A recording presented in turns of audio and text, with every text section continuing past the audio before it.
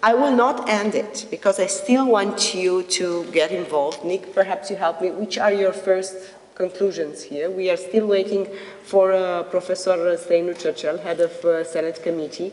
He is coming, so maybe you can add a few words on your conclusions from the first part.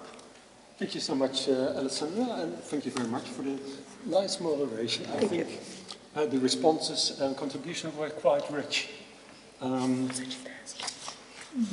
So I think also because we discuss more, let's say, general topics and challenges like financing, but I really also like the further elaboration on this patient journey and the difficulties.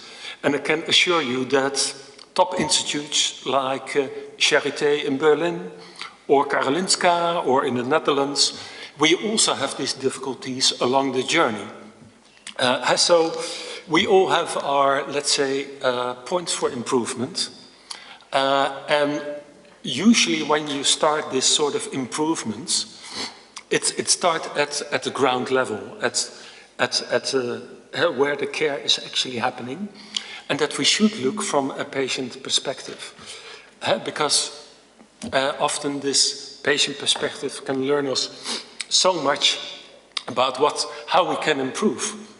And sure, these sort of things were mentioned, like having the availability of a good infrastructure of technology, having affordable products in place, digitalization, they should be there. But eventually it has to work together as a process. And to have a good understanding how the process works for patients, they are the patient voice, and what goes well, what goes wrong, learn a lot on where we should start the improvement. So I think that richness of the contribution really told us a lot this morning. So I think that's a wonderful start.